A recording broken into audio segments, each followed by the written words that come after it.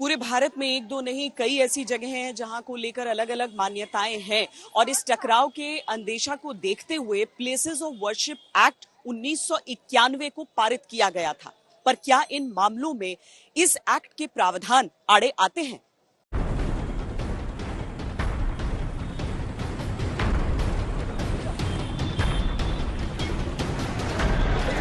राम मंदिर आंदोलन जब अपने चरम पर था तब 1991 में नरसिंह राव सरकार प्लेसेस ऑफ वर्शिप एक्ट लेकर आई थी। इसे संसद में पेश करते हुए तत्कालीन गृह मंत्री एसबी चौहान ने कहा था कि ये सांप्रदायिक तनाव को कम करने के लिए किया जा रहा है। इस कानून के अनुसार 15 अगस्त 1947 से पहले जो धार्मिक स्थल जैसा था वो वैसा ही रहेगा, उससे छेड़छाड़ नहीं की जा सकेगी। इस कानून की धारा 3 और 4 के अनुसार इस तारीख को किसी भी धार्मिक स्थल का जैसा स्वरूप था वैसा बरकरार रहेगा और कोई व्यक्ति एक धर्म के पूजा स्थल को दूसरे धर्म के पूजा स्थल में परिवर्तित नहीं करेगा। कानून की धारा 4(2) के अनुसार इस बाबत कोई भी अपील या कार्रवाई जो 15 अगस्त 1947 को लंबित थी उसे रद्द माना जाएगा और इसके बाद इस तरह की कोई अपील फाइल नहीं की जा सकेगी। ये जो सर्वे कमिश्नर का ऑर्डर है ये पार्लियामेंट के 1991 एक्ट की खुली खिलाफवर्जी कर रहा है। ये सुप्रीम कोर्ट का जो जजमेंट है जिसमें जस्टिस चंद्रचूड़ ने लिखा कि 91 का एक्ट सेकुलरिज्म बेसिक स्ट्रक्चर से ताल्लुक है। आप क्या कर रहे हैं? और 1991 में इसी ज्ञानवापी मस्जिद के बारे में हाई कोर्ट ने स्टे दिया था। किस राह पर इस मुल्क को लेकर जा रहे हैं आप? बहुत गलत काम हो रहा है। प्लेसेस ऑफ वर्शिप एक्ट जो है 1991 की जो एक्ट है, पहली बात तो वो कॉन्स्टिट्यूशनल वो इम्प्रोवेबल है और वो सुप्रीम कोर्ट में चैलेंज्ड है, पेंडिंग है। उसकी जो एप्लीकेशन है जब हम उसके सेक्शन पढ़ेंगे, ज्यादा नहीं 7-8 सेक्शन की वो पूरी एक्ट है, 3 पन्ने की एक्ट है वो। उसके अंदर कहीं से कहीं ये एक्सप्रेसली मेंशन नहीं है कि ज्ञानव्यापी नहीं होगा। राम मंदिर के लिए एक्सप्रेसली मेंशन था कि राम मंदिर उसके अंदर कवर्ड होता, राम मंदिर के लिए न्याय होगा। तो जब राम मंदिर के लिए हो सकता है तो काशी के लिए क्यों नहीं होगा जब वहां पे एक्सप्रेसली प्रोविजन नहीं है। हालांकि इस कानून के कुछ और पहलुओं को समझिए। कानून की धारा 5 कहती है कि राम जन्मभूमि बाबरी मस्जिद पर अधिनियम लागू नहीं होगा। इसके अलावा ये उत्तर प्रदेश राज्य में अयोध्या में स्थित राम जन्मभूमि बाबरी मस्जिद के पूजा स्थल या पूजा स्थल से संबंधित किसी भी मुकदमे, अपील या अन्य कार्रवाई पर लागू नहीं होगा।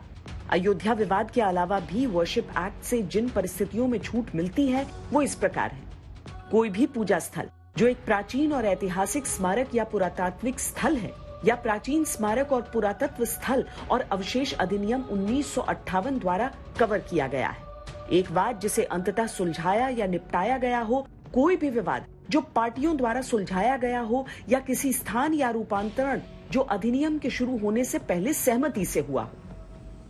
प्लेसेस ऑफ वर्शिप एक्ट 91 का अभिप्राय गलत लगाया जा रहा है। उस एक्ट का जो सीधा कहना है कि 15 अगस्त 1947 की उस रात तक, उस दिन तक जो उस स्थान का रिलीजियस कैरेक्टर यानी धार्मिक स्वरूप होगा वो माना जाएगा, वो स्वीकार किया जाएगा, ना कि धार्मिक कब्जा। ना कि धार्मिक कब्जा, नो पोजीशन। केवल और केवल स्वरूप की बात की गई है, पोजीशन की बात नहीं की गई। प्लेसेस ऑफ वर्शिप एक्ट को लेकर तब भी महत्वपूर्ण टिप्पणी की गई थी जब अयोध्या विवाद पर अंतिम निर्णय दिया गया था।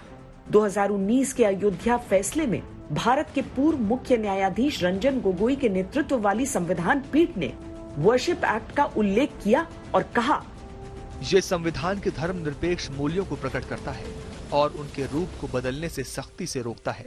सार्वजनिक पूजा स्थलों के धार्मिक स्वरूप के संरक्षण के लिए गारंटी प्रदान करने के रूप में वे जैसे 15 अगस्त 1947 को मौजूद थे और सार्वजनिक पूजा स्थलों के रूपांतरण के खिलाफ प्रत्येक धार्मिक समुदाय को ये विश्वास दिलाकर कि उनके पूजा स्थलों को संरक्षित रखा जाएगा और उनके स्वरूप में कोई बदलाव नहीं किया जाएगा, संसद ने संवैधानिक आधार दिया। हालांकि प्लेसेस ऑफ वर्शिप एक्ट के खिलाफ भी कई तर्क दिए गए और मामले अदालत में हैं। 2021 में दिल्ली बीजेपी नेता और अधिवक्ता अश्विनी उपाध्याय ने वर्शिप एक्ट को चुनौती देते हुए इसे मौलिक अधिकार का हनन और पक्षपातपूर्ण बताया। एक्ट को हमने सुप्रीम कोर्ट में चैलेंज किया हुआ है। सुप्रीम कोर्ट ने उस पर लंबी बहस सुना है। बहस सुनने के बाद सरकार को नोटिस जारी किया है। सरकार का अभी तक जवाब नहीं आया है। जवाब नहीं आने का मतलब यह हुआ कि सरकार भी हमारी मांग को जायज मानती है। जैसे कहते हैं मौनम स्वीकार लक्षणम, वैसे एक जुडिशियल डॉक्ट्रिन होती है साइलेंस इज एक्सेप्टेंस। हमने अगर कोई पिटीशन फाइल किया, हमने किसी कानून को चैलेंज किया और उस पर अगर सरकार मौन है तो इसका मतलब सरकार मानती है कि ये हमारी जो मांग है जायज है। दूसरी बात वक्फ एक्ट, तो वक्फ एक्ट को भी हमने चैलेंज किया हुआ है, वो भी मामला सब जुडिस है। तो प्लेसेस ऑफ वर्शिप एक्ट भी सब जुडिस है, वक्फ एक्ट भी सब जुडिस है, इसलिए ये लागू ही नहीं होता।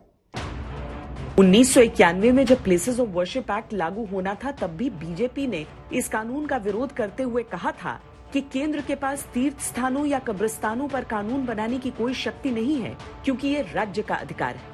हालांकि तब नरसिंह राव सरकार ने कहा था कि केंद्र सरकार कानून को लागू करने के लिए संघ सूची की प्रविष्टि 97 के तहत अपनी विशेष शक्ति का उपयोग कर सकती है। प्रविष्टि 97 उन विषयों पर कानून बनाने के लिए केंद्र को विशेष शक्तियां प्रदान करती है जो 3 सूचियों में से किसी में भी शामिल नहीं है।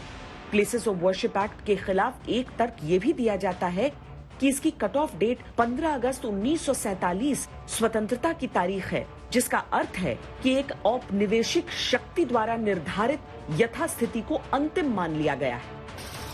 इन एग्जेम्पशंस की वजह से ये सवाल उठता है कि क्या चूंकि पूजा स्थल कानून 1991 में आया और ज्ञानवापी परिसर में मंदिर का मामला भी 1991 से चल रहा है, तो इस पर यह कानून लागू होगा?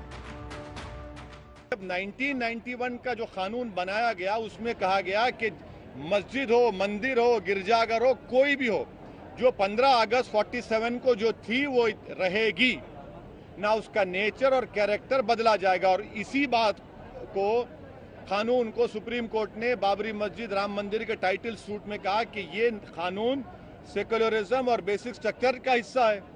तो किस बुनियाद पर आप सर्वे करा रहे हैं भाई? इसीलिए हम कह रहे हैं कि हम उस कोर्ट के फैसले को, उससे हमारा इख्तलाफ है, उस कोर्ट के फैसले से हमारा। और अब सुप्रीम कोर्ट में मामला गया है, अब देखते सुप्रीम कोर्ट इस पर क्या फैसला लेता है। काशी का मामला हो या मथुरा का, प्लेसेस ऑफ वर्शिप एक्ट उस पर लागू ही नहीं होता है। जो लोग बार बार प्लेसेस ऑफ वर्शिप एक्ट की दुहाई दे रहे हैं, एक बार वो प्लेसेस ऑफ वर्शिप एक्ट का सेक्शन 4 का सब क्लास 3 पढ़े। सब क्लास 3 में लिखा हुआ है कि जो एंशियंट मोन्यूमेंट हैं उनके ऊपर यह कानून लागू नहीं होगा। और एंशियंट मोन्यूमेंट भी डिफाइंड है, उसी कानून में डिफाइंड है जो सेक्शन 4 के सब क्लास 3 में लिखा हुआ है। 1958 का कानून है। उस कानून में एंशियंट मोन्यूमेंट जो डिफाइन किया उसमें यह कहा गया है कि ऐसी संरचना, ऐसा स्ट्रक्चर जो 100 साल से ज्यादा पुराना हो, उसको कहते हैं एंशियंट मोन्यूमेंट। तो काशी ज्ञानवापी भी 100 साल से ज्यादा पुराना है, मथुरा भी 100 साल से ज्यादा पुराना है, भोजशाला भी 100 साल से ज्यादा पुराना है, भद्रकाली भी 100 साल से ज्यादा पुराना है, जौनपुर की अटाला भी 100 साल से ज्यादा पुरानी है।